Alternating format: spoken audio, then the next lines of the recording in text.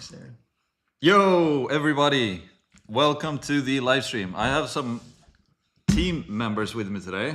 Dylan and Aaron as well. Let's kick off this live stream. Let us know where you guys are from. I see Elner in the chat, David, Blake. I see me, you, and the crew. I see Wizard Gonzalez as well. Let me know where you guys are from. And we can dive into this in a sec. We have 23 people here right now. That's great. And also, I guess I can say this, for this live stream, we can basically take this live stream wherever you guys want to. So we can cover literally anything and everything when it comes to school or business in general. Oh, I see Örjan in the chat. That's amazing. Örjan is, I've known Örjan for a while. He's in Sweden as well. Nice to have you here, Örjan. That's great. That's awesome. In Stockholm, Sweden. David, Israel, let's go. Elner, Mexico. Is it possible to get a discount on group fees for Indian creators on Skool? No idea, actually. Discount on group fees? I don't think so. Copenhagen, that's cool. Some Scandinavian people in here. I like it. All right, we have California. Nice. We had a lot of people from California the last live. California, let's go. And Dylan is from San Diego as well.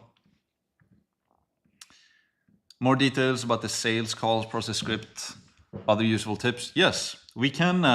We have New York as well.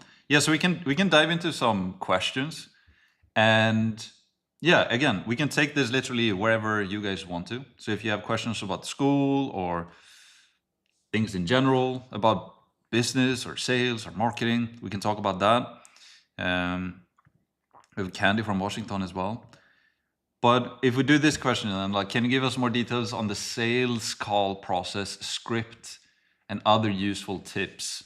Yeah, I can show you guys our. Let's see here. If I do this, I don't know why we can't see us anymore. You have to share get a camera source. Click on the edit one, maybe. Oh, yeah. FaceTime, yeah. There we go. All right, nice. So we, like what we use right now, right, is that we use a very traditional like VSL funnel. And so we talked about this on our last live stream as well. So if you were there, like maybe you're gonna think that I'm reiterating myself right now, but this is basically the funnel that we use, right? So we use organic, we use YouTube, and we use retargeting ads to a simple landing page and a funnel, right? And then people can opt in, and we ask some pre-qualification questions here. So I can show you what it looks like on the actual page, right? So we have the page here with a video and then just social proof underneath. And then we have this simple qualification form. So we start to already pre-qualifying people on this form, right? So like what best describe you? We ask how many followers do you have? We ask if we decide to work together, when can you start? And then we ask for the contact details, right? And then after that, we take them to a schedule page where we have a simple calendar. And here as well, right, is like day and time. And I know that you asked specifically about the sales, but the sale is kind of already starting here, right? And then we ask some more pre-qualification questions. And then once we've generated those pre-qualification questions, we get them into the calendar. So I can show you what that looks like as well. I'm just going to open up a calendar here. Let's see here. I wonder if I can share this though. Maybe not. We have contact details there, but we get them into the calendar, right? And then we basically jump on a call. We take them to a success page as well. And then we just we tell them about how the call will go in a way, right? And then we jump on a call and we present our offer. And we can talk about the offer as well. Like that's something that's kind of up in the air now on Skool as well. If you should charge like low ticket MRR or high ticket ARR and churn and all of that. We did only MRR last year, right? And now we're doing only annuals. So we're selling high ticket annual. And then when it comes to the sales process script, we just do a simple, yeah, maybe it's better if you talk about that, honestly, Dylan. About what specifically? About the sales calls and like the scripts and. Oh yeah. Like, yeah, the sales calls are pretty simple, right? Like most of the time people are already, there's a good way to kind of pre-sell somebody on a call as well. So there's like a success video. They already know kind of like what they're on the call for in a way. But yeah, like we basically just jump on the call. The calls are pretty easy. We just talk about like where somebody's at, where they're trying to get to. And if it makes sense, then, you know, we could see how we could be like a helping hand to get them to their outcome. But yeah, they're like hour calls. We basically just talk about like what they need help with, what their biggest bottleneck in their business is, and how Course might be able to help them out with that.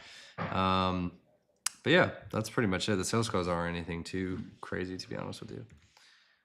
And something I can talk about as well is maybe you don't want to do the sales calls yourself. Like I haven't done a single sales call for this business now since we started a year ago.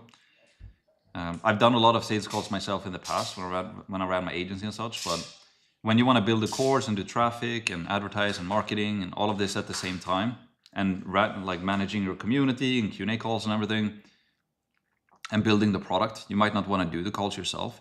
So then you can work with people or closers who close for you, and then you can pay them. If you do higher ticket, you might give them a 10% commission, and if you do something a little bit lower ticket, you might give a little bit higher commission, but you can outsource it. And the best way to find closers, we can talk about that as well if you guys want to, but I found all of like Dylan and Miles and Aaron and Duco as well, that starts as a closer now, it's all come from the community itself, which is pretty powerful.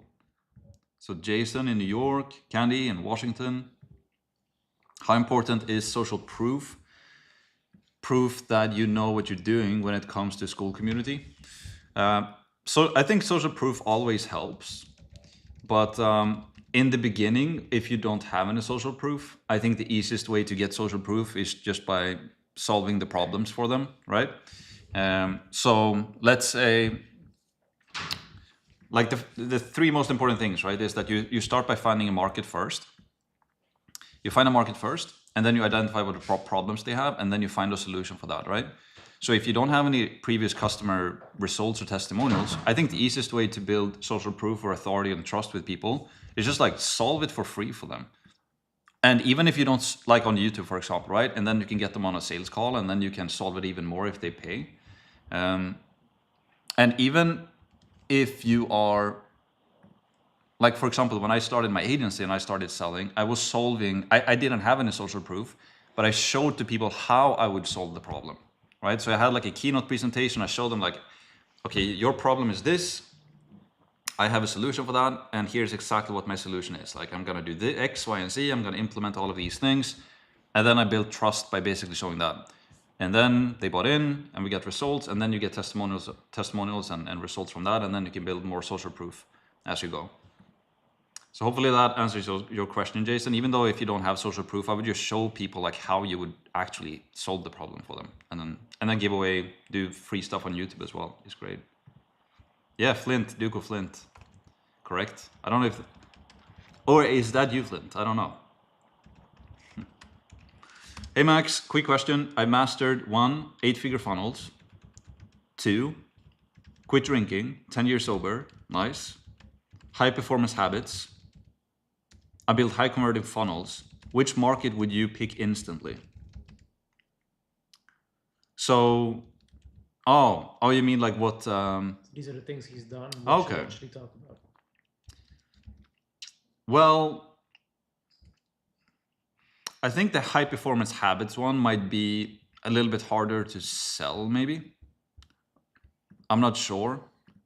Because habits is like your 8-figure funnels, and the quit drinking is attached to very like painful problems, right? Like quit drinking is a big problem. that a lot of people are, lot of pain attached to it. And if you've done it, that's really cool, obviously. Like helping people with funnels as well is a big thing. And habits could also be a good thing, but I just think the other two would be more powerful. And if you would go into the 8-figure funnels per se, I would probably, okay, catching. Nice. I would probably attach the 8-figure funnels maybe to a specific market and industry as well, right? So instead of just saying I build 8-figure funnels, like who do you build 8-figure funnels for? Is it a specific industry? Is it coaches, consultants? Is it maybe Skool community owners, right? Yeah. I like the funnel one. And the quit drinking one as well. Can have a big impact. Has your Stripe account ever got frozen on Skool? If so, on Skool, no. And even before that, when I was having an agency, but I never got it frozen. I know that a lot of people do get it frozen though, but on Skool, never. And I don't even know if it's possible to get it frozen because you use. Not on Skool. No, you can't really get it frozen on Skool because you don't have your own Stripe account, right? But you use like a Stripe Express, right? So it's basically Skool's Stripe account, and then they give you like I think it's like a sub account under your own sub or under their Stripe account. So yeah. Did you not even get frozen with your agency? No, I didn't. I had mine frozen like 2 weeks ago. Really? Yeah. Yeah, that's why you should use Skool. Payouts were paused, and they were like, I have to prove that it's a legit business and that I'm not like scamming people. But it took like a week and I got it back, so it's fine. Nice, cool.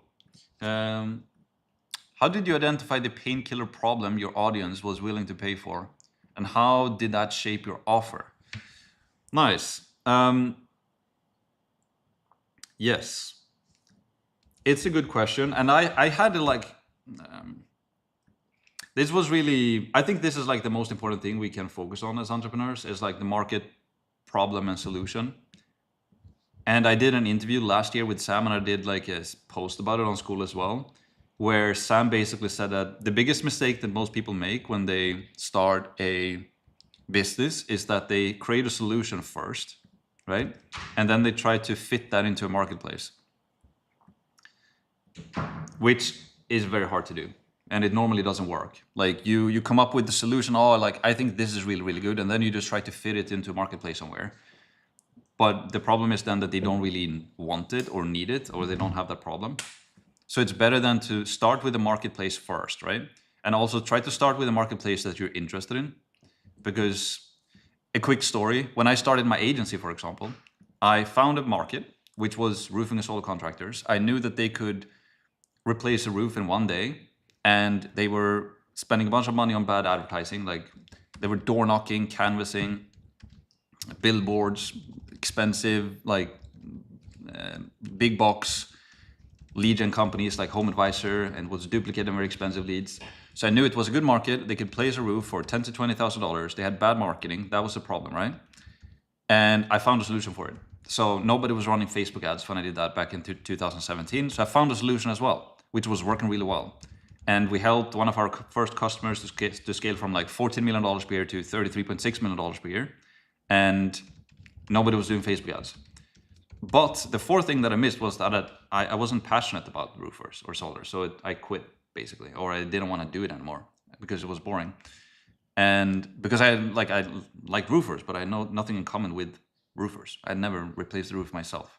So first, select the market that you're interested in. And then I think how you find this painkiller problem is just by talking to them. So asking them questions. And if you look at what Sam's doing every day on Skool as well, it's basically just like talking with his customers.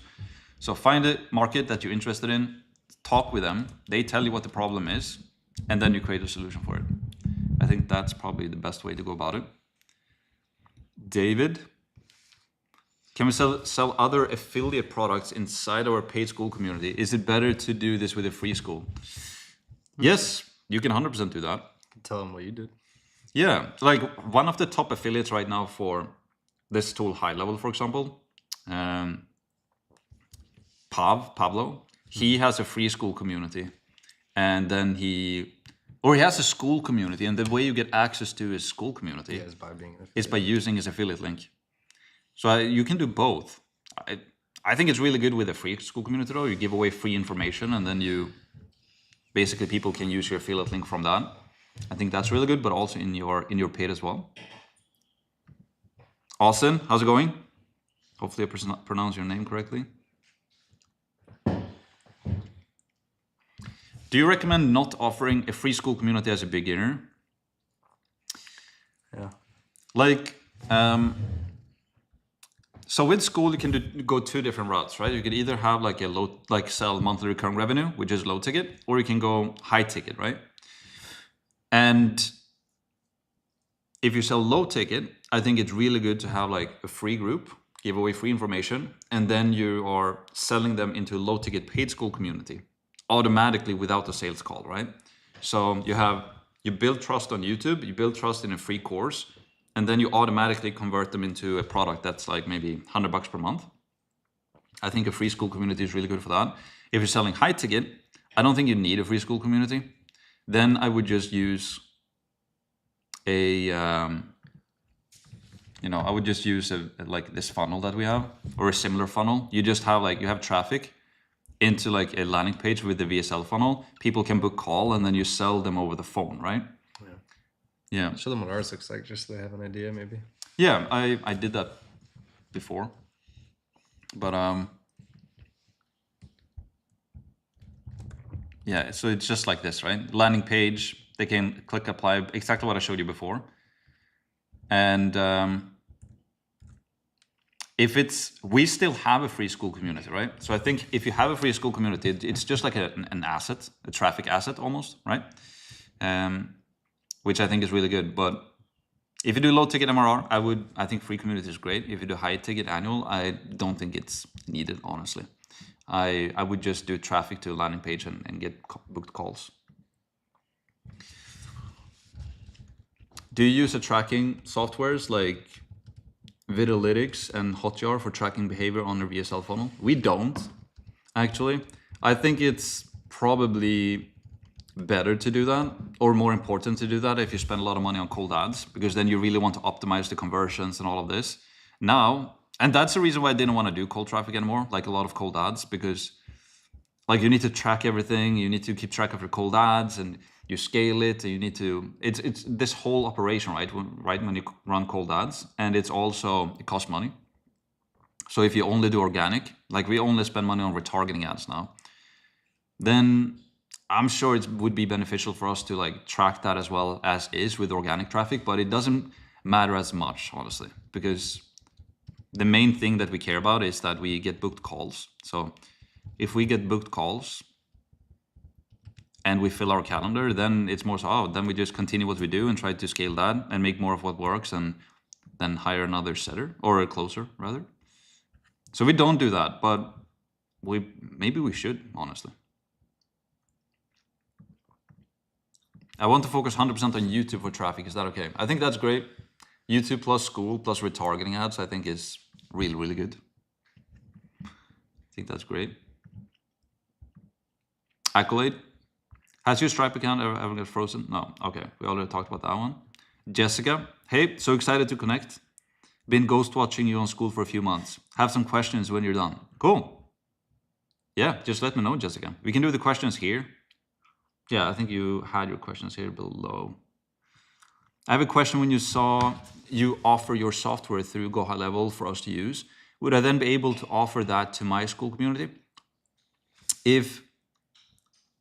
Yes, so you can do that yourself as well. You can white label High Level and use that for your customers.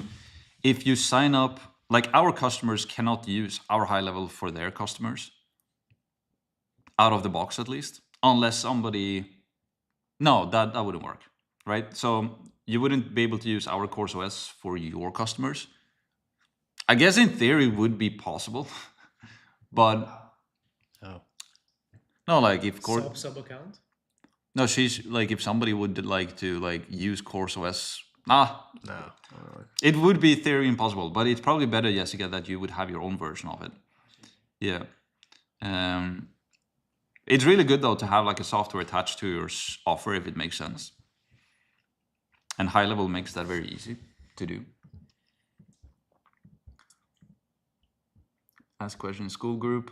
House tour. Yeah, we got Arden. Let's go. Arden? House tour? Yeah, we can maybe do that later. We're in UK right now. We have all of these cables and stuff attached. Nice to have you here, Arden. And then Adam said, should you add tags to your YouTube videos? Apparently, it's like not the meta anymore. Used to be cool and important, but from what I've heard, like people that are way ahead of us say is that it's like it doesn't matter nearly as much as it used to. I still sometimes add them, but I wouldn't spend too much time on it. Yeah. So from Jersey. We don't speak French, right? I was about to say, does anyone understand that? Well, we can deduce it, right? What is it? Can't you translate it? Tradition français. French tradition. It's a French tradition, probably. Or translation. Something's a French tradition. That's right here. Yeah. Yeah, it's basically us. So how big is your team? What roles that people have in your team? So yeah, so Aaron is doing content part and editing.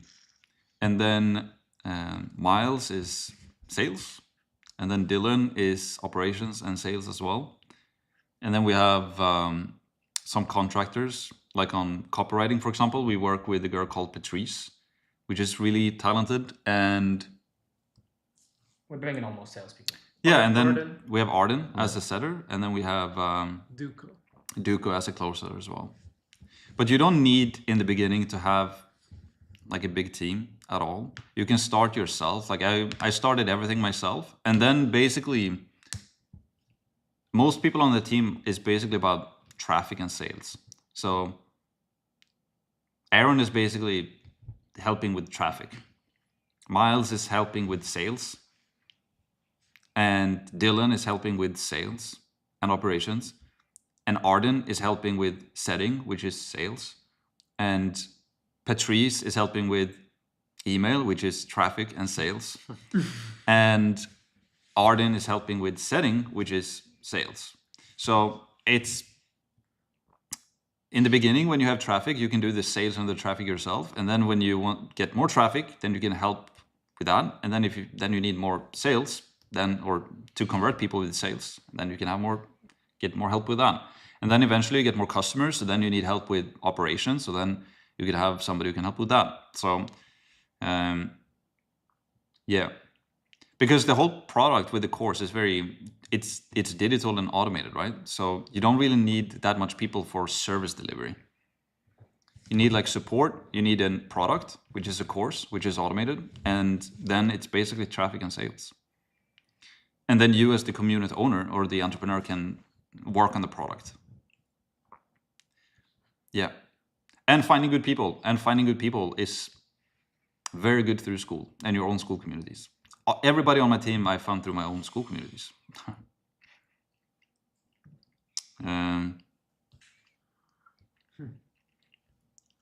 Yeah, lives are pretty fun. They're interactive. I enjoy them a lot. What's the big mistake people make when building a Skool community? I think the big Skool community is just that, which is like those three things, right? Which is like market, problem, solution. Like business it took me a long time to figure this out, but basically what business is, right? It's very simple in a way. It's just like you're selling, if you can sell something that people want, you will make sales. And if you're trying to promote and sell something that people don't want, then we don't make sales. So in the core basic fundamentals, it's just like, do I have to sell, like, am I selling something that people actually want to buy? And most of the time we try to sell something that we think people want, or we know that they need, but they don't want it, right? So we create a solution for something that people might not actually want to buy. And then people don't buy it because they don't want it. And then even if we figure out something that people want to buy, we might not be passionate about it or actually enjoy it. So then we quit or test something else. So there's probably big four things. It's like a market that you have passion for, You have identify a problem and create a solution for that. And then specifically for Skool, maybe that's a boring answer, but the big mistake when it comes to school communities. Yeah, what do you think, Dylan? Yeah, I think the biggest thing is like actually the product. People always forget. And first they establish what they think somebody needs, but you guys have to think like the market doesn't buy what they need; they buy what they want. Like people don't buy what they need; they buy what they want, right? Yeah, like a lot of people should pay rent, and they miss out on rent because they go buy clothes and stuff that they want, right? Which is obviously not good, but that's just the reality of the fact. So building a system that's going to attract people to you, and then you can talk to those people and then establish what they want, and then you can actually build the thing that they want and sell that before you've even actually made the product, which can actually gain you an income a little bit quicker. And yeah, when it comes specifically to a school community, I think that's pretty much it. Like just start driving traffic to that thing. And I think there's so much stuff to do before they even, people think school's kind of the beginning, and it can be in a way, but honestly, I think there's a lot of other things to do before people even get to the school community. So start working on like building a personal brand a little bit, and setting up some back end stuff so people can actually get to your school community in the first place. And then the pricing as well, I think. Like we did only monthly recurring last year, and now we're only doing annual. Yeah. So that was a big lesson as well. I think it's easier to charge more money up front as a beginner. Like if you start to charge low ticket, like it might be easy to get your first sale, but you're not going to make as much money because people associate the price point with the value, right? So if you charge something super cheap, people kind of just assume that you don't believe in your product, that you're selling it so cheap, and then they don't buy. So the main thing that I would think is like if you charge something high ticket, people actually look at that as a valuable thing, and if you actually have a problem that you can solve and they are struggling with that problem, they don't know how to solve it, then they're going to buy your thing. And churn is pretty tough as well. Churn's tough. But yeah, if you have low ticket monthly recurring revenue, you need a lot of people. You need to talk to a lot of people. You need to have a large traffic source. But if you could just sell like something for $1,000 and you can find 10 people to sell it to, then you just made $10,000, and you don't necessarily need hundreds of thousands and millions of views on your traffic sources to sell to 10 people. So yeah. Nice. So I learned how to earn by posting on Facebook and create a course on it in Go High Level. I'm moving to Skool, updating it, and teaching affiliate digital marketing through social media. Nice. Cool. Yeah, definitely do it on Skool. Is there a problem with my course OS if I can see that people have visited my success page? Which is after the scheduling, but haven't received the bookings, or they haven't been added to the pipeline. Maybe it's just a redirect thing, Adam. Like after they book a call, you need to make sure you're redirecting them to the success page if that's the problem that you're having. Or it could be you visiting it yourself. Yeah. It could be that traffic. Yeah. It's probably your own traffic, maybe, Adam. It's not always accurate, like the views. If my Skool course and community is a 50% MRR affiliate, can I then add on 2 private courses that are also MRR going through the Skool platform without taking them off platform? So if my Skool course and community, you have a 50% affiliate deal for them, right? Can I then add on 2 private courses that are also monthly recurring revenue going through the Skool platform without taking them off platform? Theoretically, yes. But I think you're making it a little too complex, honestly. Do you know Skool are adding this? Though they might be adding. Sam said on a Skool news they might be adding monthly recurring courses I believe that's already a thing. in the classroom. Maybe. Or it's coming out very soon. Yeah. But yeah, I would just sell high ticket. Sadiq, how do you accept Klarna and Affirm with Skool to sell your high ticket to more people that need financing? So you can't use BNPL solutions or buy now pay later. It's not integrated in Skool, but you can sell it off Skool, right? So Stripe, for example, has Klarna, and which is the other one? Affirm, Sezzle, Afterpay. Affirm, Afterpay. Yeah. So Stripe has it in Stripe, and it's a native integration into Stripe. And the cool thing with BNPL, the people who don't know what it is with financing, is that you can sell a high ticket course, but you can charge, like I can sell a course for, let's say, $1,000, and then the person pays off the financing, right? So they can pay maybe $100 per month or they can pay whatever that is, $83 over 12 months. Yeah. And with so interest, it's probably like 6% interest. It's probably goes up to like $100 or something. But yeah, so the customer can pay monthly, and you as the seller get paid everything up front. But Stripe is the basically, it's in Stripe basically. And then Rakib question: Hi Max, hope you are well. Currently have a business that helps Muslim entrepreneurs grow. I've been told by people that I need to niche down and pick a specific industry. I'm thinking to go down the coaches, consulting, and service provide route, but do you think this is too saturated? what's he helping them with? Just help them with entrepreneurship? Yeah, that's a good question. Like, what do you help them with? But I don't think there are, like, a niche cannot really be saturated, but offers can, right? So if you go into a niche, which I think that's a great niche with coaches and consultants, I think that's really, really good. So the industry can't really be saturated, but your offer can. So if you're offering the same thing as everybody else, that could be tough. But if you have a new, unique offer, right? And you solve it in a different way, then it can work really well. So for example, when I was in the agency space, like a lot of people were helping roofers with Google Ads. Everybody was doing that. Like the roofing industry wasn't oversaturated, but the Google Ads service was. So then I was like, I wonder if I can just figure out how to do this with Facebook ads. And then it worked really well. So yeah, I think that's a great niche to go into.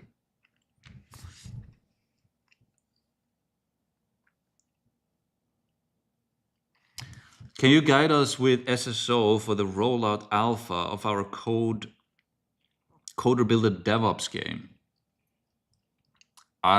What do you mean? Do you mean like, what is SSO? I don't know what SSO means. Maybe I'm dumb. I can. I don't know what that means either. Is it like a launch strategy?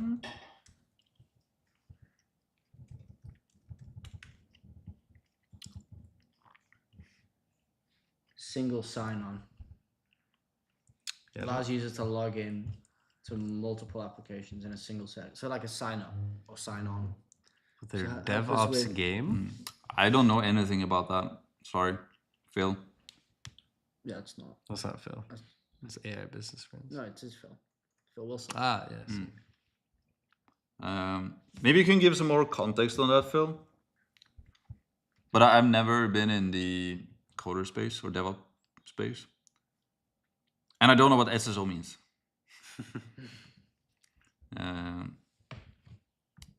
Let's see, Adam, is there any way to promote your YouTube videos? I haven't been making videos for that long, but it seems like my videos just get hidden and gets 5 to 8 views. Yeah.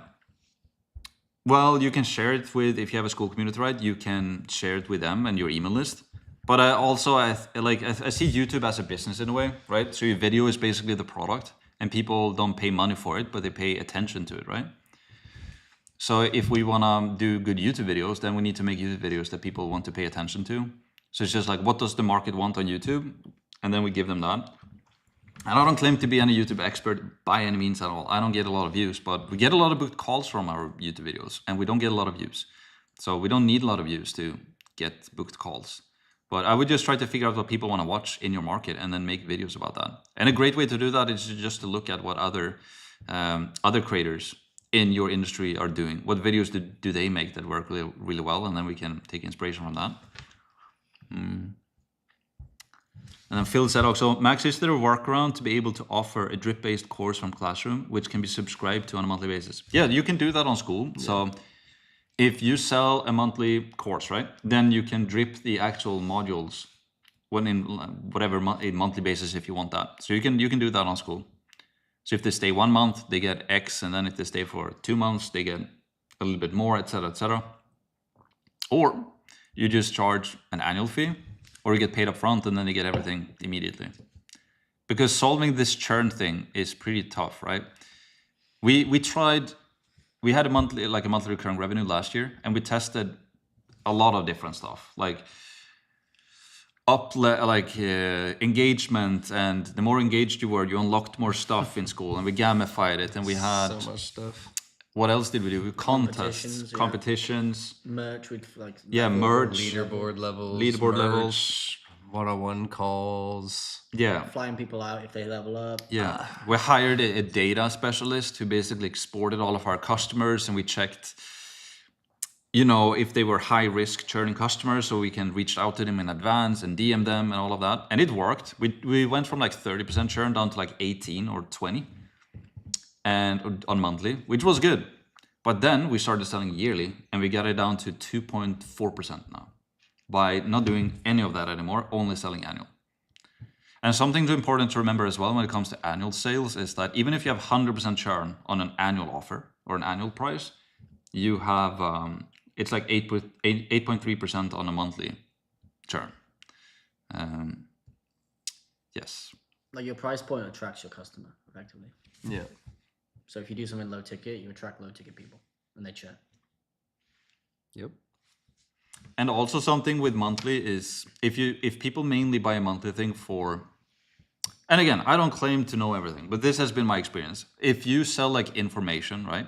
So if you sell a course that teaches somebody how to do something, and you charge $100 per month, let's say, and then they buy your course because they want to learn the info, and then they learn the info.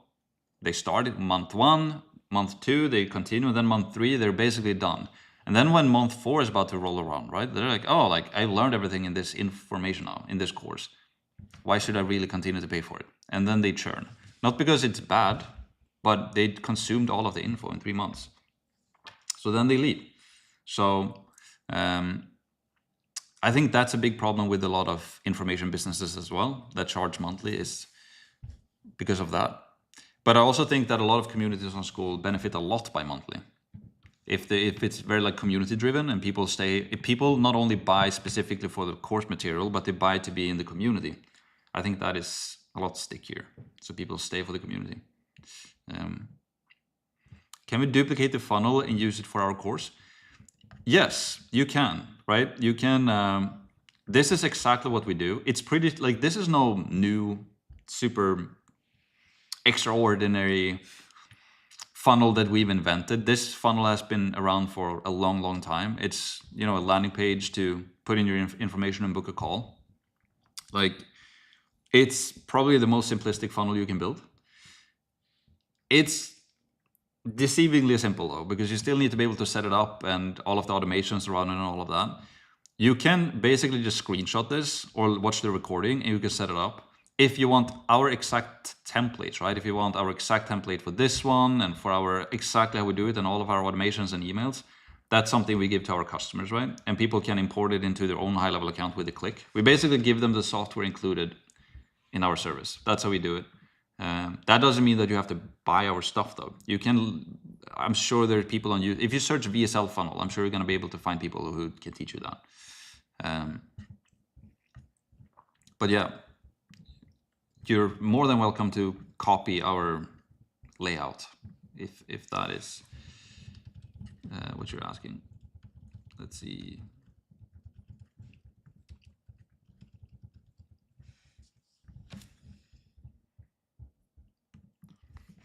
How to learn everything you teach. Inside the Skool course, there is everything.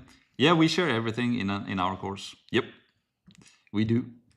We do. Jason, I'm going to start my YouTube channel as a traffic source. Do you have helpful suggestions when converting that traffic into Skool? Yes, I do. I have, let's see here. So if you're starting YouTube, I created this thing on YouTube a while ago. And it is, let's see here. Which one? This one right here, free YouTube and online course masterclass. It's 10 hours long. Half of it is like a free YouTube masterclass. If you want to watch that, you can do that, and then that pretty much breaks it down in quite a extensive detail.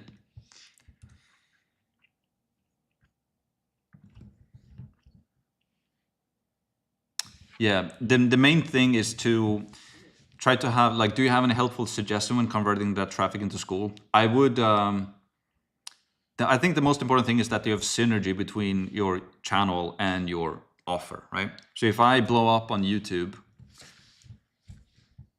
doing dancing videos, let's say, and then I try to sell a course on how to do a funnel, that's not that much synergy, right? But if I have a YouTube channel where I dance a lot, and then I have a Skool community where I teach people how to dance, then I have synergy, right? So that's probably the best thing, to have synergy between the two. And don't chase like big numbers and views a lot. That's why I also think selling high ticket is really good, because you can have a small YouTube channel and don't get a lot of views, but you can get booked calls from that channel, and then you can sell something higher ticket, which I think is good. You don't have to do that. You can sell monthly or like low ticket as well. Like Nick, the number one dude on Skool right now, the GOAT, is Nick Sarah, right? So he is Today, doing I'm going to really start well on an YouTube. He has like 127,000 YouTube subscribers. He's posting quite frequently, and all that he's doing, right, is basically, he did a video 1 day ago. I can bet that he has a link to a Skool community here, which he does. And if I click that, it goes to a Skool community and people join. And I think he's making over $300,000 per month now. 320, 80 or something. Yeah. So he's selling low ticket, and he's doing really, really well with it. He's got a big audience. But he also has a big audience. So if we don't have this big audience, right, I think Today, I'm I gonna think it's, I don't want to use the word easy, but I think it's, yeah, a more simplistic business model to run, to have less views, get them to a funnel, right? So get them to book a call, and then you sell something more high ticket. So we don't need hundreds and hundreds of sales, but we can have less sales with less views and still build a very profitable business from that.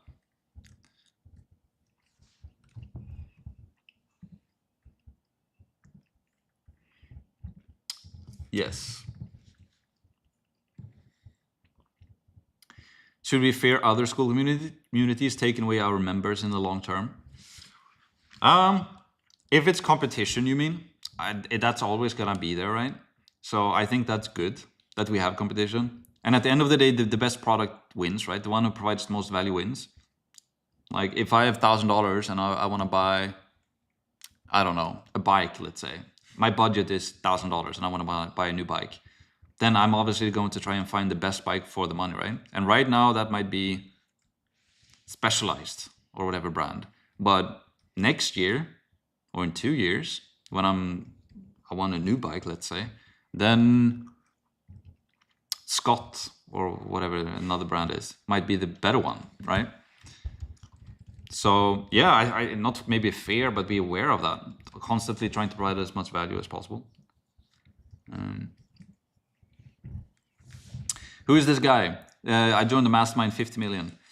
It's not Matt Gray. I actually joined Matt Gray's mastermind last year. I'm still in it. But the individual I'm referring to is Iman Gadji. He has made over 50 million in the info space and like 100 million with digital products. So, and I'm going to his mastermind now. That's why we're in the UK next week. Yeah. Yeah, he's very impressive. He's a young individual, made a lot of money, and he's very good at YouTube and traffic as well, right? So I just normally join these masterminds just to see what's going on in the industry and listen to people and learn and see what they say. So yeah. And honestly, a lot of the time, it's not the actual individual that I learn the most from. It's all of the connections you make on those masterminds, because a lot of other entrepreneurs go to them as well, and then you meet them and then you learn from them and tie new connections. That's probably the most powerful thing, not the actual like owner of the mastermind, but the people who come there. Lisa, so I've been following since SMMA. I'm in the free group. I used to be in the paid group, and then I ended up having to churn. At some point, I'll upgrade to the paid group again. That's awesome, Lisa. That's cool. And that's fun as well to hear that you've been around since the SMMA stuff. We market trades. So I run an SNMA from your original course doing 30K per month now. Nice. Thinking about entering the info space soon. If you did it all over again, would you focus on go high level affiliates, low ticket school, or high ticket school? Nice. I wonder if this is the guy that I spoke to. you spoke to, right? Potentially. Yeah. I think that's you. And it's funny that you say SNMA as well, because I called it an SNMA instead of SMMA. So it's super niche marketing agency instead of social media marketing agency. Yeah, I think it's you. And you're in the roofing space as well, I think. Is it Nick? Maybe Nick. Yeah. Right. Potentially. Okay, so I think it's really good to enter the info space. And the reason why, or I can say this, the reason why I did enter the info space was because I was running marketing agency, right? And you're selling your time. And at one point, you can't scale it anymore because you're selling your time and you're on sales calls all the time. It's service delivery. And running an agency as well is you're only as good as your last month, right? It's kind of like a fighter, right? If you fight and you win the belt and you defend the belt 2, 3, 4 times, and then you lose the next one, then you're like at the bottom of the barrel again, it feels like, right? So it's the same thing with an agency. You can provide great results for months and months and months, and then you have one bad month and then people leave for somebody else. So it's very stressful and it's not scalable. And you're selling your time all the time. And then what I think is really good about what you do is that now you can start teaching other people to do what you've done, right? That's why most people eventually go into the info space. People start a done for you service and they become successful with it. And then they start teaching other people how to do it. Like look at most people on YouTube, right? They tell you to start copywriting or trading or SMMA or software or whatever it is. They tell you to do one thing, but they're telling you to do one thing. But if you look at what they actually do, most of them are doing info because it is scalable. You have a digital product, etc. High margins. And then to answer your question, would you focus on go high level affiliates, low ticket school, or a high ticket school? Well, you can do everything. You can have a free group first that gets them started. And you use that to promote affiliates. And I would probably not do low ticket. In your case, I would do something free that promotes high level affiliates, right? And then once they've done that, then once you help them to make money, and you can make money from them by promoting high level, right? So you have a free group promoting high level. They get very happy because you give them a lot of value. You get happy because they sign up as an affiliate under you. So you don't need a low ticket. Your affiliate is basically the low ticket. And then if they want to work with you closer and get access to the full course, that's when they can buy into your high ticket. That's what I would do. And yeah, if it's you, Nick, we can help you a lot with that because I've done all of that. Yeah, I think that's a great model, by the way. Really good. And I think a lot of more people who run service-based businesses to go into the info space as well, teaching what they've done, right? You start a service, becomes painful because you can't scale it, and then you teach it.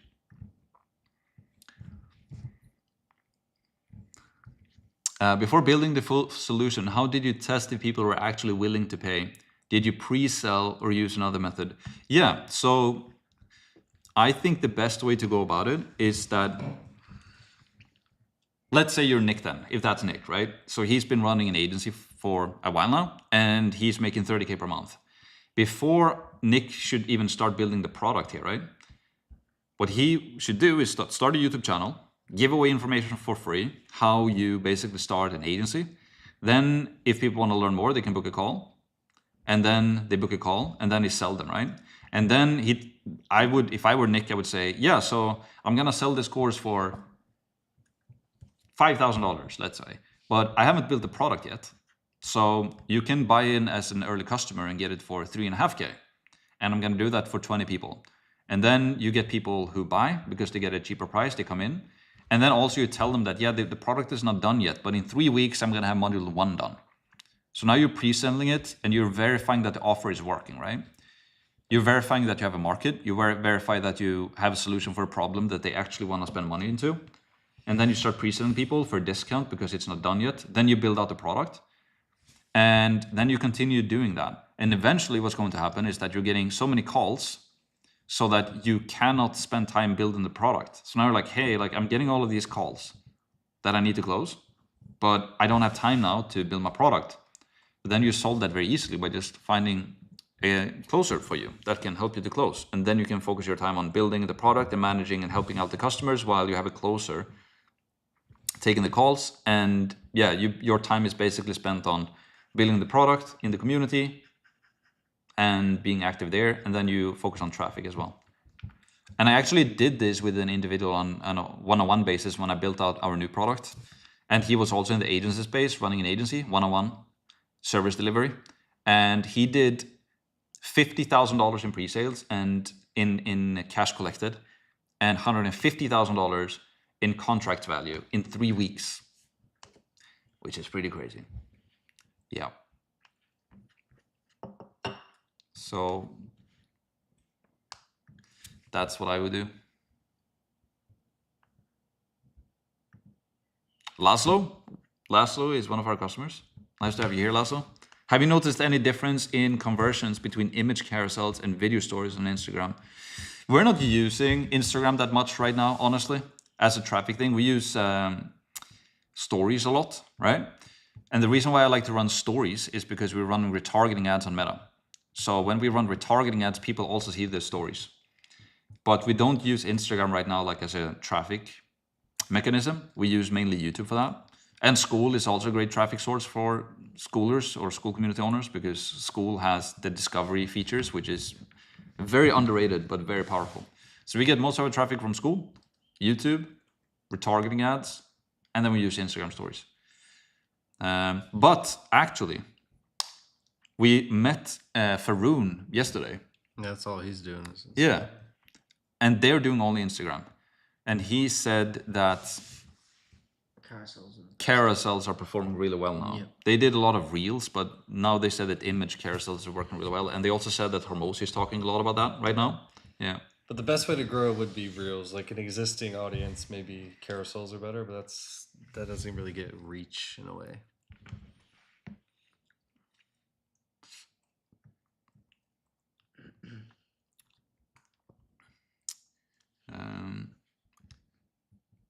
Thank you.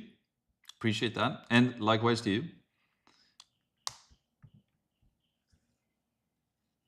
What do you think about annual $400? Yeah, so think about it like this, right? Let's say you sell a course for $100 per month and you have 30% churn, which means that people normally stay for like 3 months. That means that your LTV, or lifetime value basically, from the customer is $300. So they pay you $100 per month, they stay for 3 months. If you charge $400, you just increase your LTV by basically 25%. Yeah, or 30%. 33, right? $100 out of 300. I guess. Yeah. And you get paid up front, which is pretty good. So, and $400 for a year is still very cheap. Then you're basically they're paying like less than $40 per month, which is pretty crazy.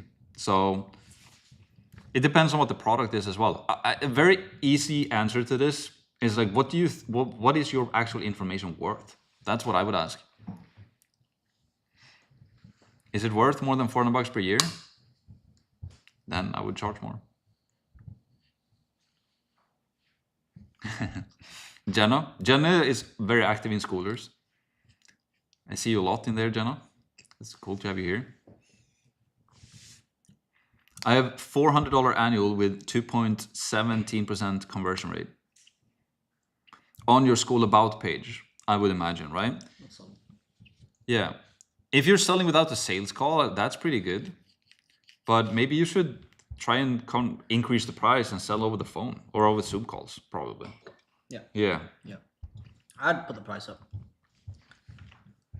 I think people are worth a lot more than they give themselves credit for. Most 99% of the time, the answer is always to put the price up.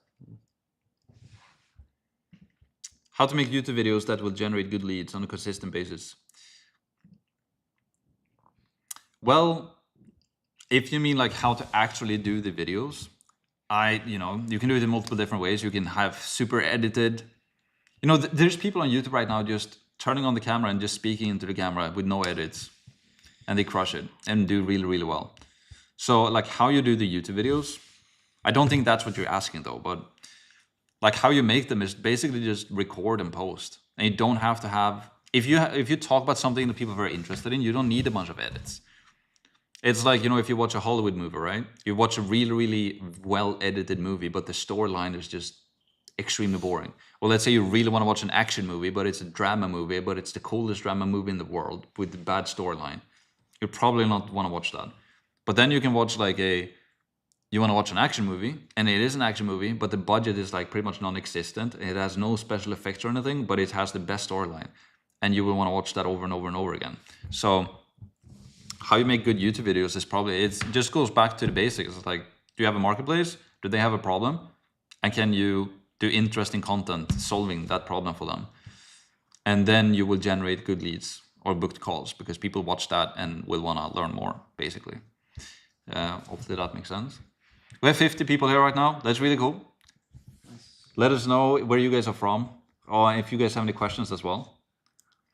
We can spend as much time here as you guys want. So, what are the options for people who have a Skool course launched but wanted help to optimize the course, like winning the Skool games? I hear about you guys doing this, but I'm sure of how it will work.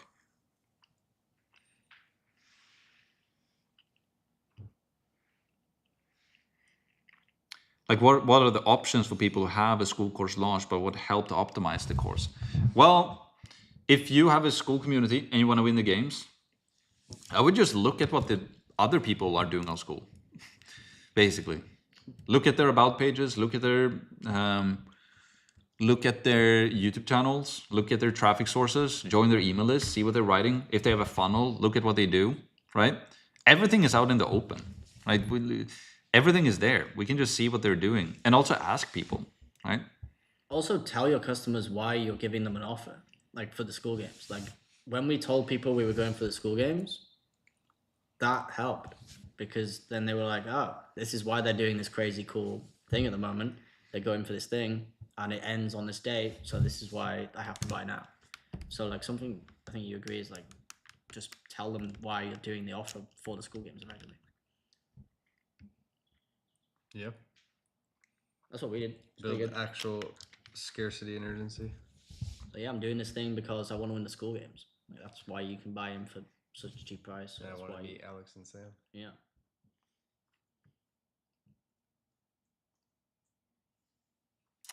How fast can I get results from your course if I take action on everything? Well, yeah, it's a good question. It's all up to the individual. Yeah, it's like, it comes down to like the offer and like if you have something to sell that people really want, then it will work faster. If you implement it. And If you actually implement watch it. the training. Yeah. But if you implement everything super quickly and try to promote something that people don't want to buy, then probably not a lot will happen. So basically what we teach in the course, right, is the first part is setting up the funnel and setting up like the marketing system. The second one is the traffic. So now when we have the funnel in place, how do we get traffic? Like how can we do organic YouTube, for example, or how can we run retargeting ads? And how can we use different traffic sources to get attention? And then the third module is sales, right? So when we have the funnel in place, we get traffic and we get booked calls. How do we do the sales process? And then the fourth and final module is how do we build the product, right? So we teach everything step by step, click by click, from A to Z, exactly how to do everything. But we're not giving people the business. Like we're not giving people the niche. We're not giving people an offer because it's impossible, because everybody want to have different businesses, right? So, but we can help with that. We can guide with that, and we can give our feedback and Yeah. on that. I always say it like this, and it's a weird analogy, but nobody's told me that officially. Yeah, I just think it is. But like the people that join our program, right? Like you guys are like the steam engine, the train engine, right? And we are basically just like laying out the railroad tracks for you guys, right? Like we know exactly how to get you to the train station. But it's your job still at the end of the day to pick up the coal, and that's like doing your time and energy and your due diligence to actually work on everything and like scoop up the coal and put it in the fire so the train actually goes forward, right? Because we can't just push the train for you. We can't, there's a possibility you come in and you just sit on the tracks, but we don't want that. So you actually have to like come in and still do your time. But if you do that, all you have to do is put your head down and work, and we're gonna literally lead you and take you down the right tracks to get to the train station. So Yeah. And we can't promise anything, right? That's impossible. But what we can do, and I'm very careful about that as well. We can't like say anything about that. But we can show you the other people that we've helped before, right? So on our page, I think I've linked it on this live stream as well. We have customers, testimonials, and stories where people say what they've been able to do. So I would encourage you to look at that. But that's pretty much it, right? Because it is very individual, and it's up to the individual. We are behind. The questions. Oh yeah, we're super behind. Right Yeah. I thought taking people off school would decrease chance of winning school games. Is that true? What do you mean by off school? Like if the service delivery is, but if you're taking just the payments and the service delivery is on school, but you could do all the front end stuff beforehand to get them to school. That's what we do. Yeah, so we charge mainly via Skool, yeah. Yeah, single sign-on. Yeah, I'm a bit behind, but yeah, I don't know actually, to be honest. What's the best BNPL to use? It depends on your situation, right? The best thing, I would say the best thing to use is like just use your Stripe account. And if you're selling within the country that you are in, it's easy just to use the Klarna integration. And Klarna has a high price point. Usually if you use like Afterpay, Sezzle, or any of the other ones, Affirm, it has like a 4K limit, I believe. But if you use Klarna, it's higher. But yeah, there's other ways. But that's probably to say the best BNPL, I guess. Gets a bit hard internationally, but is it better to sell a coach or one-on-one? Yeah, definitely. Wow. So is it better to sell a course one-on-one coaching overall, and why? It depends what you mean, like for yourself or for the student, or Like the thing with one-on-one coaching, right, is that you're selling your time, which can be tough if you want to scale it, right? And I also think that guitar, like learning how to play the guitar, if I'm just thinking of myself, I don't know how to play the guitar. If I would just wanted to learn how to play the guitar now or any instrument, I would like to find a course. Just like I can go through a course and I can, because it's on demand, right? I can just press play and get it right away. I don't have to like wait for a call, and it's also online, right? If you do it one-on-one, it should probably be in person. But if you're doing it like online, then I don't even know if a one-on-one over a Zoom call isn't necessarily better, because I much rather just like get the information over a video, and so I can sit down and play it. And then you can have like the one-on-one as an upsell, right? But then you can also charge more, and I think you should charge more for that, because then you're selling your time. Yeah, I would do a course. That's what I would do. And then what's better, I guess it comes down to what you prefer as well. And maybe you don't want to make it a huge scalable thing, but if you want to make it scalable, I would say the course is definitely better. What is the best way to create an ICP and then create a unique offer? Yeah, so how you like identify your ideal customer persona, I think it sounds right, like your customer avatar. Yeah, so I would do those three things, right? Which is like find a market that you're interested in, talk with them, find a problem, and then create a solution for it. And then also, we talked about this yesterday because we were at dinner with somebody, and Russell Branson, right, is the Virgin. Is it Russell Branson? It is, right? Russell Branson? Isn't that actor? No, it's Russell not. Brunson. No, like yeah, Russell Brunson is the ClickFunnels. I feel so dumb now. I'm so bad with names. Richard Branson? Richard Branson, is that it? Oh, like version. Yeah, Richard Branson. Right? He had this saying where when he basically said this, if he wanted to go into a new marketplace and basically win in that marketplace, he went to the number one in that industry. So let's say you want to go into, I don't know, whatever industry, right? Then he would find the number 2 person in that company. So not the owner, but like the one of the top people in that company.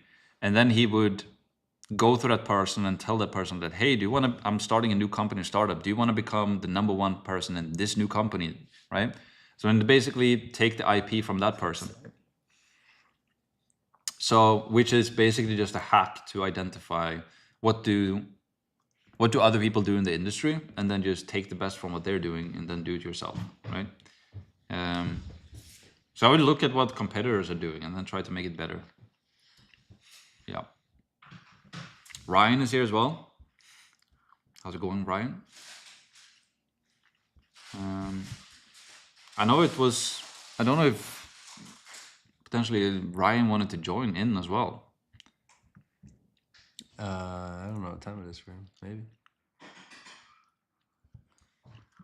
And then also my partner, who is public facing, has a lot of followers and YouTubers, subscribers, but it's very generic content. So we're thinking to open a new YouTube channel and Instagram to create more targeted content. Yeah, that could be good. A lot of YouTubers do that with the big audiences. They have big channels and then they create new channels, smaller channels, specific channels. I think that's a good idea.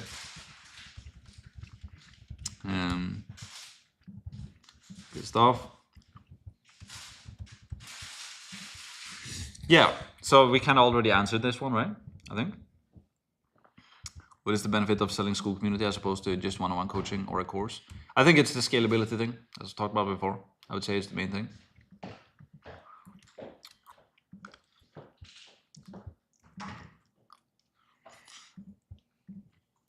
Do people do paid promos for YouTube in order to be successful? For example, for their videos to be seen. I'm honestly asking because I am not seeing the views. Oh, no, I don't think they do. Like, or if you mean like running ads to the videos, no.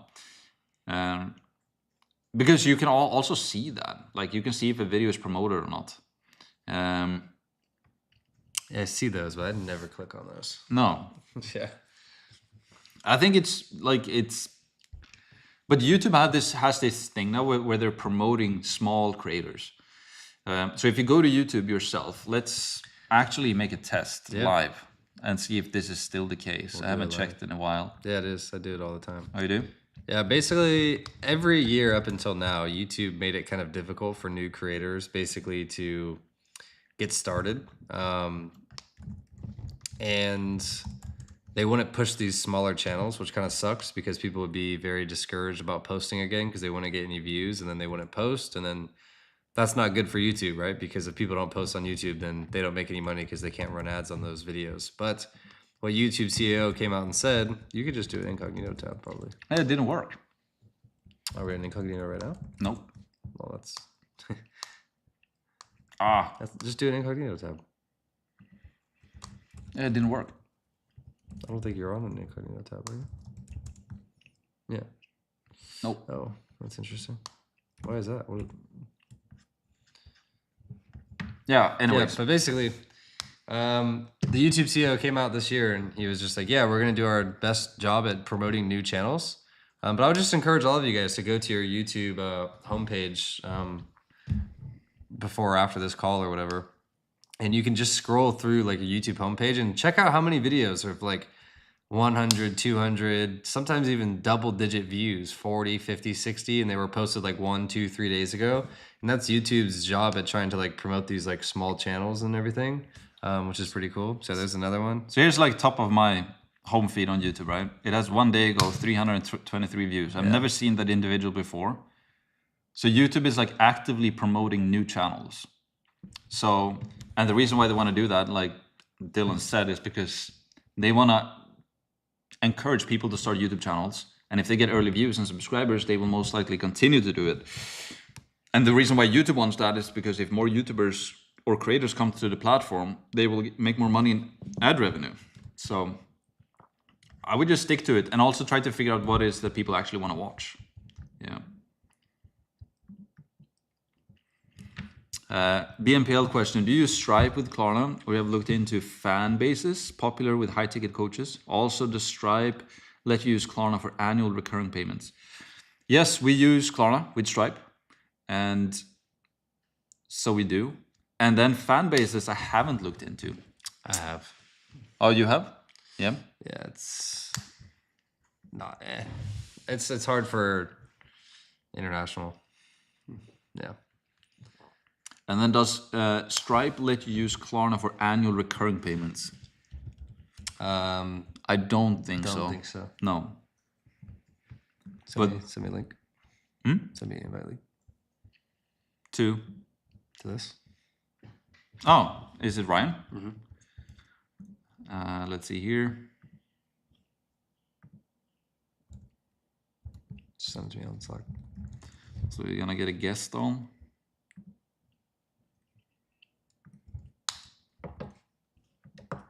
Yeah. Hopefully that answers your question. And then we had, what is a good process for starting an AI lead generation agency? I don't know. I don't do any agencies anymore.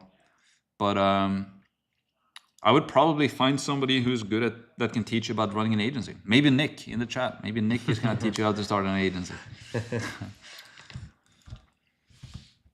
I like it without sales calls and a team. That's why I like this bottom 400 annual. Getting big team, you need to share also the profits, and it gets more complicated. Well, it's pretty, like if you have a closer, right, you can charge higher ticket, and you can, you know, let's say you increase the price to $1,000 and you gave somebody 10% commission. You would keep $900 yourself. So you'd still make more money. And it's not that complicated to work with sales, with closers, right? You maybe just need one closer in the beginning. So you just focus on traffic and sales, and they take the calls and close. You can charge more, you give 10% in commission, and you still make more money versus the 400.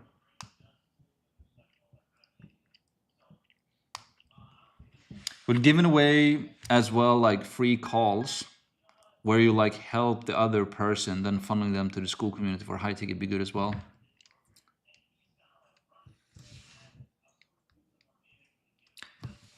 Would giving away as well, like free calls where you help the other person and funnel them into the Skool community for a high ticket? You know who I would ask? The guy that's about to join the call right now, because I'm pretty sure that's exactly what he does. So,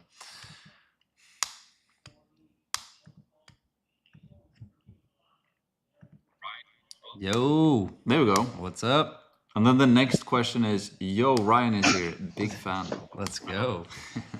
Yo, How's it going? good guys. How are you guys going? In the UK? Yep. Yep. Very nice. You're in Thailand still, right? Yeah, still in Thailand. I go to the big city on Monday. I'm off to Bangkok, which will be fun for a couple of Nice. weeks, and then back to the island life after that. Are you going back to Australia? No, back. I'm in Koh Samui. Yeah, I live gotcha. here. Yeah. Not going anywhere. Yeah, it's nice. Cool. Yeah,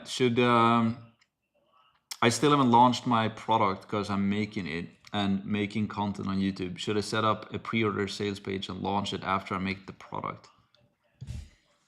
Can you see those questions as well, by the way, Ryan, on the screen? No, I don't think No? I can see the question. Oh, I could probably go to the YouTube. I'll pull it up on my phone actually.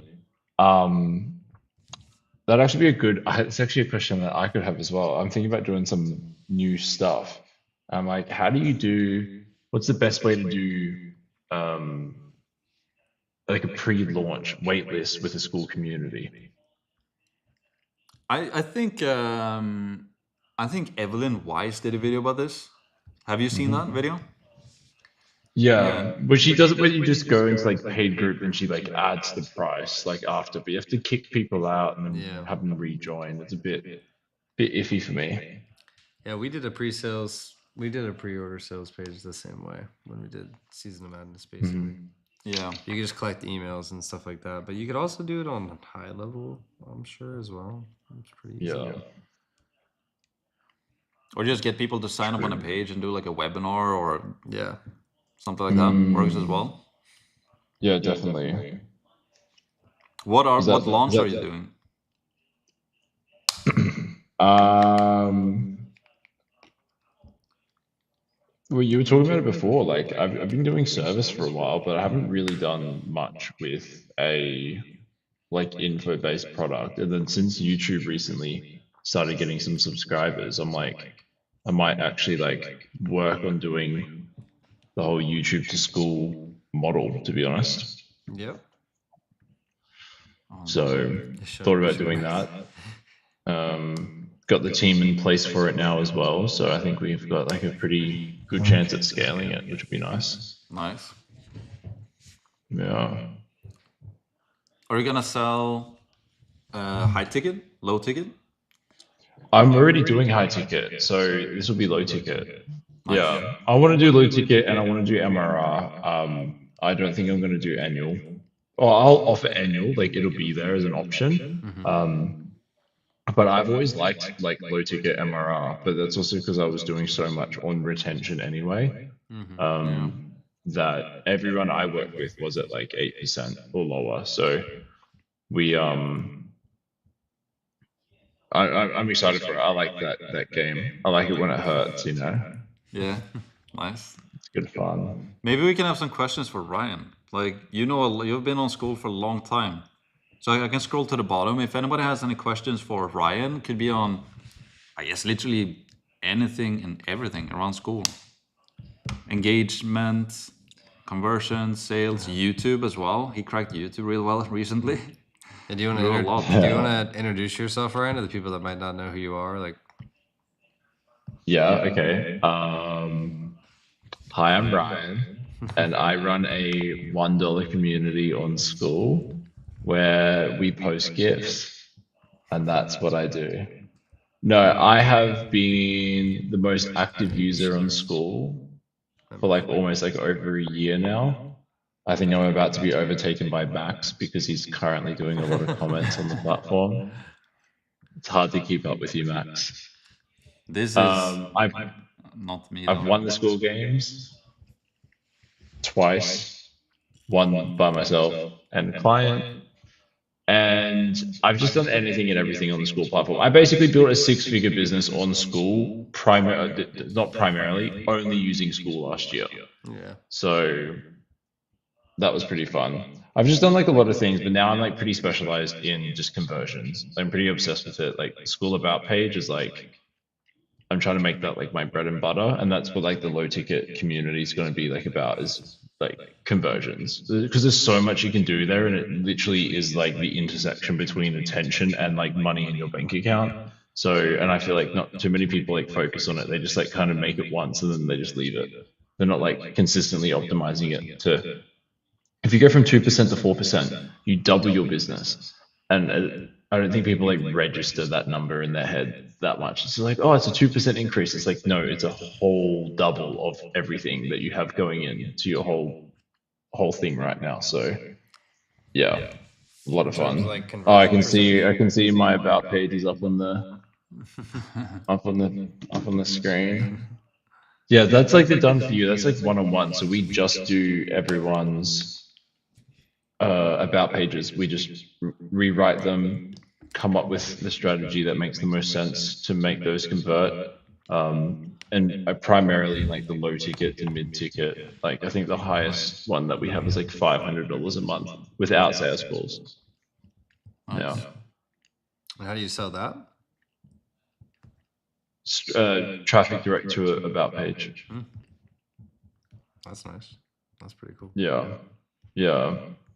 That one, that one we want to get to 1 million a month.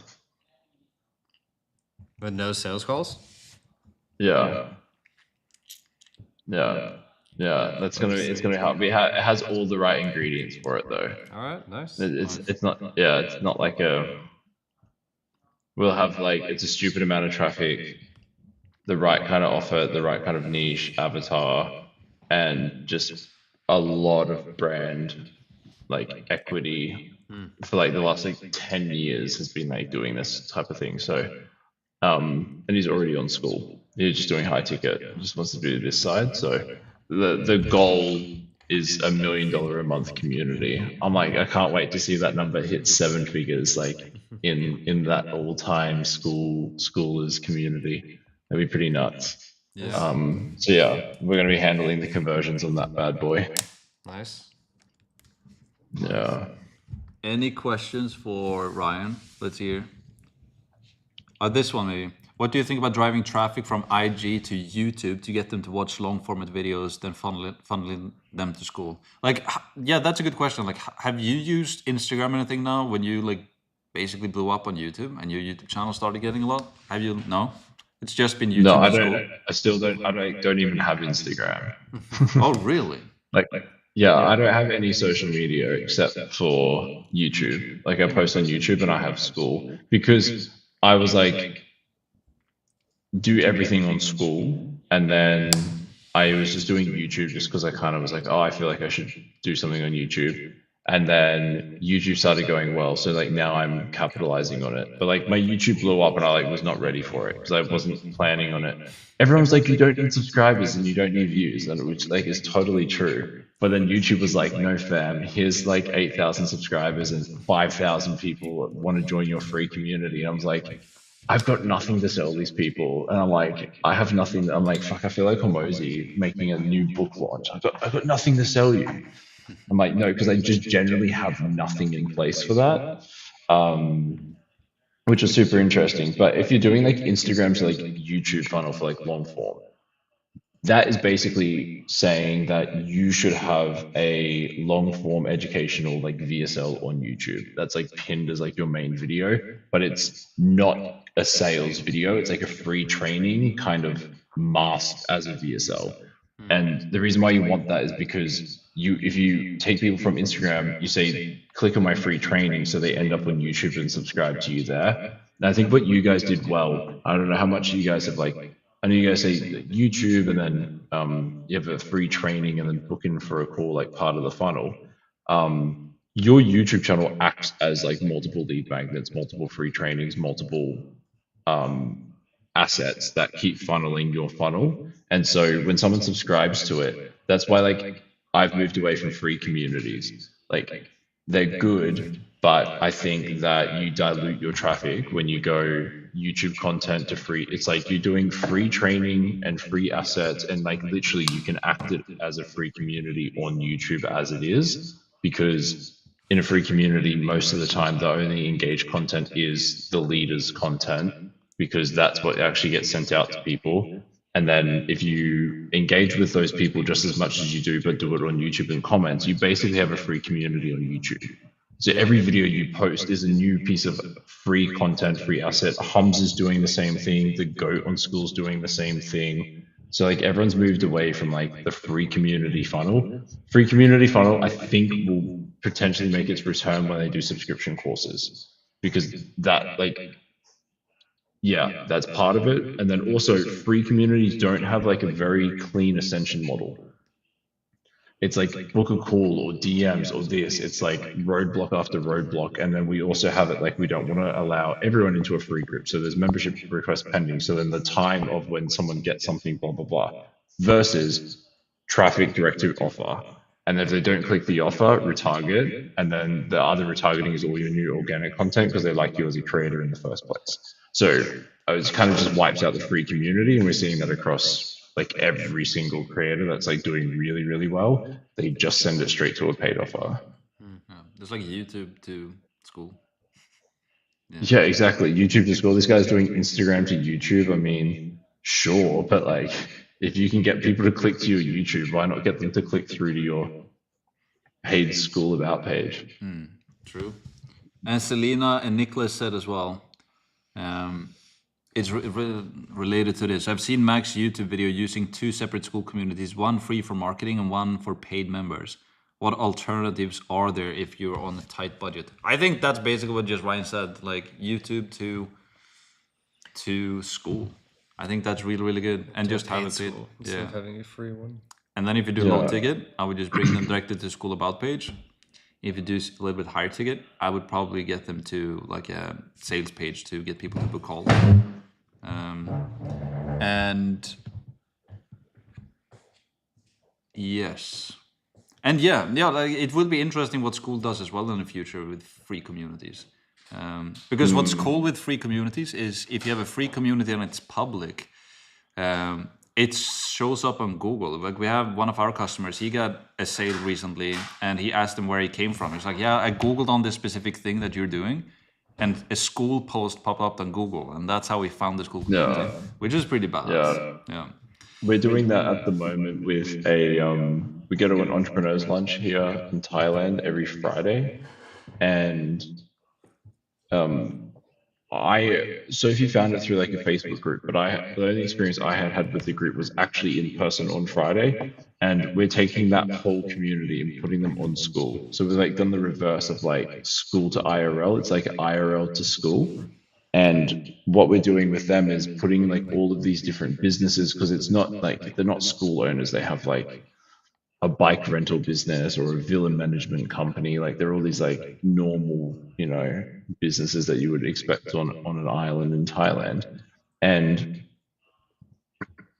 bringing them all on there, we're using the free community funnel as a public community because they will all rank across that. So then we have all the traction, and then affiliate links are just baked throughout the whole community to sell like people for bike rentals or people for jet skis or airport shuttles, the whole lot. So like free communities as public SEO, if built the right way, can be like stupidly powerful because of I think School's domain ranking sits at 86 right now. Yeah. Which is like really high.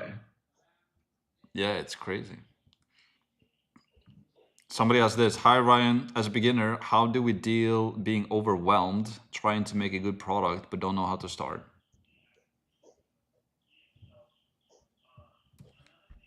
Well, if you haven't started, then you just don't even have a product. So how do you even know if it's going to be good in the first place? Just start, just make something. Your first thing is not going to be good. Like if you're struggling to start, just make something, because that will be better than not doing anything at all. And then don't think that you can make a good product until you ask people to look at the product and then make it with you. Like I think like especially in the community world, and like Sam Mubbins is a great example. School isn't as good as it is today because Sam just sat in a room and just made it himself. It's like he talks to absolutely everyone he possibly can. He gets so much feedback about the product, and that's what makes the product good, is like multiple inputs and multiple pieces of feedback.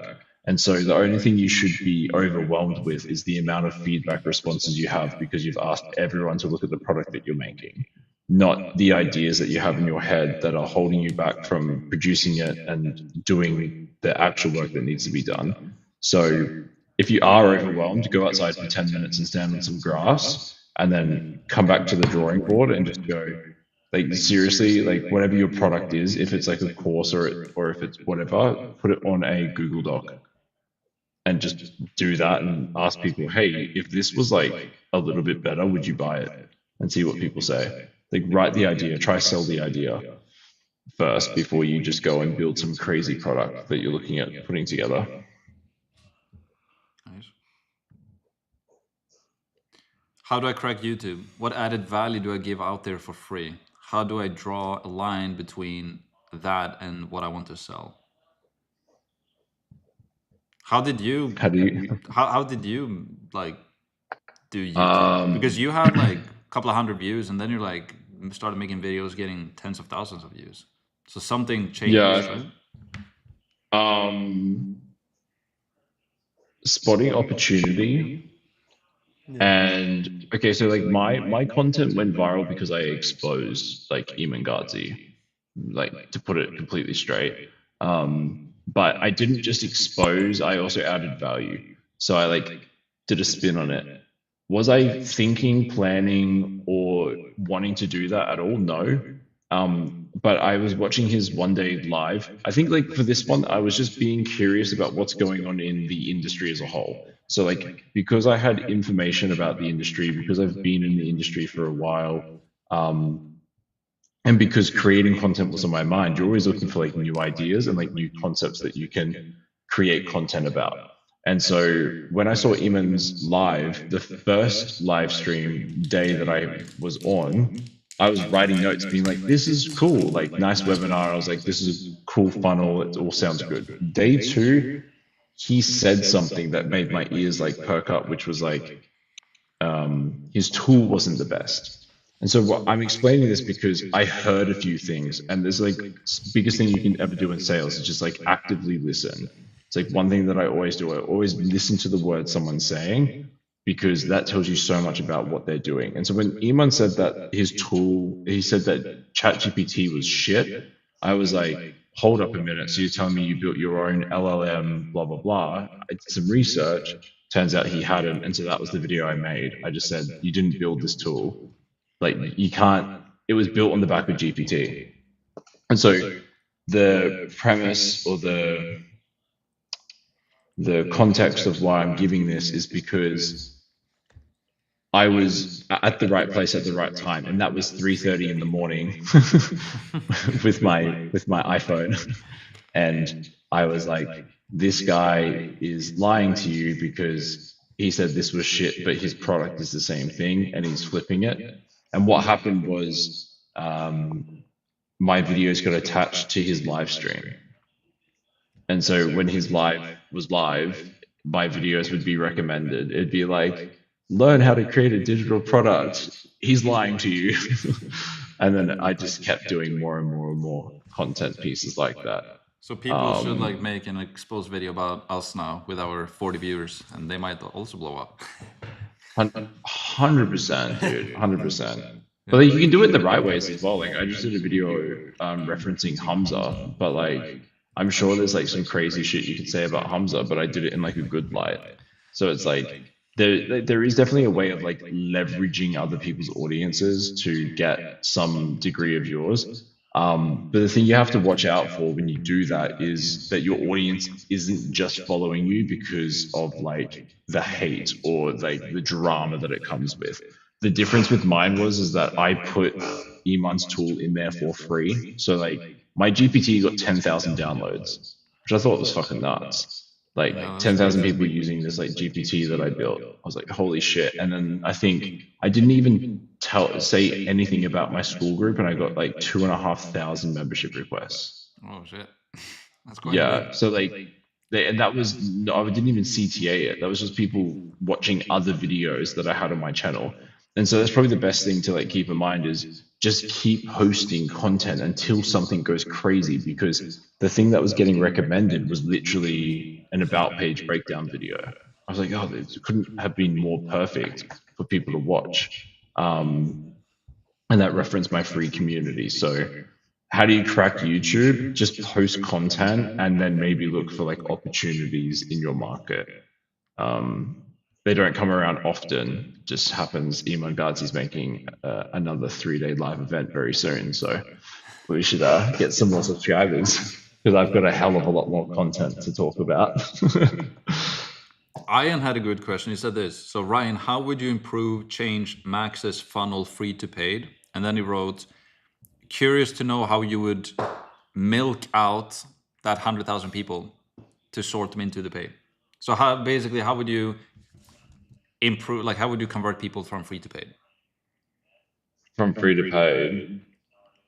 Well, I think he's asking like if Yeah, somebody has a big free community, but they want to kind of like dilute it and convert as many people as they can, that existing audience, into the paying customers. Like, what Yeah. would you do?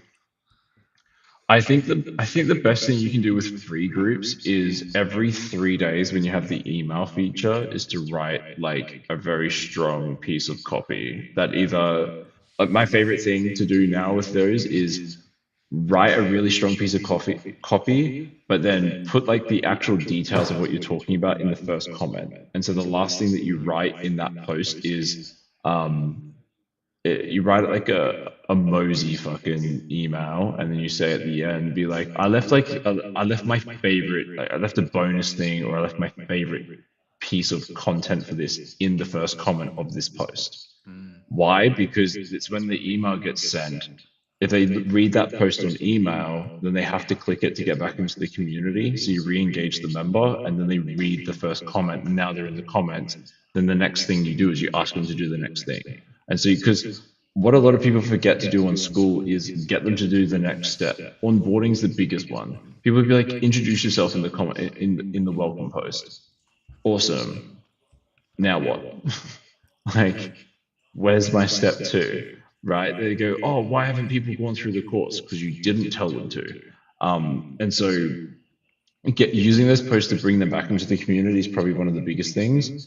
But like free to paid ascension model is like just not clean. It's not clear on how that works. I think you can use the community to like really push people to get onto calls with you, and that's where like group calls to do that. But free to paid, like it's DMs and calls basically. There isn't a you've completed the course, now upgrade to paid. You know, unless you do that in the classroom, but like people have to go through the classroom, go through the course and finish that. And it's also as well, it's like you could offer, hey, join paid now. It's like, dude, I'm on, classroom 3. Yeah. So I'm just like, just don't do it in the first place, because imagine you drove your 100,000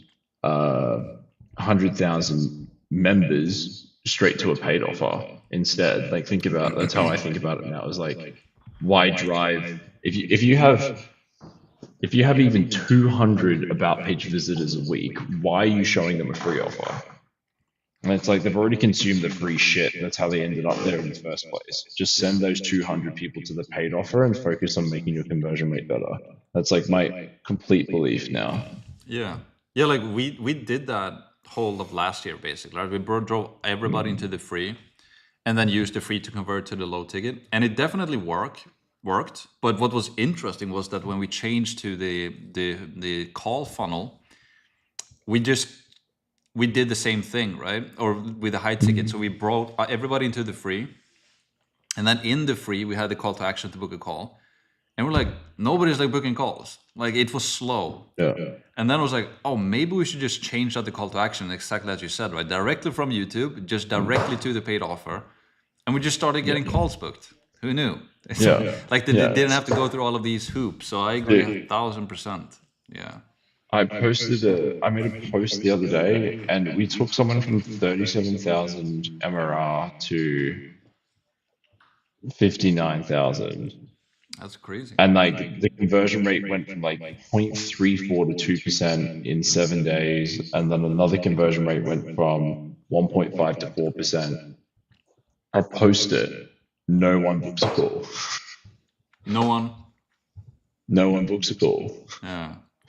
No one. I'm just like, write a whole post. I'm like, it's either a bad post or it's just like, bro, why is someone not even just trying to like scam me of my time? Like, even if you're not qualified, I'm like, no one at all. I'm like, that results insane. Yeah. It's just, I don't know. And that's in like a free community with 3,000 people. And I make a post, and I've been on Skool for a year and a half, and you have proof, and you work with Skool Games winners, and you can show a Skool trophy, and you do all of it, and you post that, and then then no one books a call. Yeah.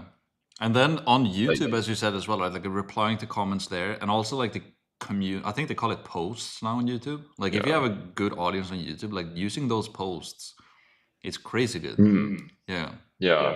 I got 360 likes on my last post. I did. Shit. That's crazy. Yeah. Yeah. That's a Yeah. lot. That's really good. Let's. I've only done one, but I should probably do more. Maybe that could be my new Instagram. 361. Yeah. Yeah, and it's always this that works the best as well. I've heard people say as well. It's just like normal photos of yourself,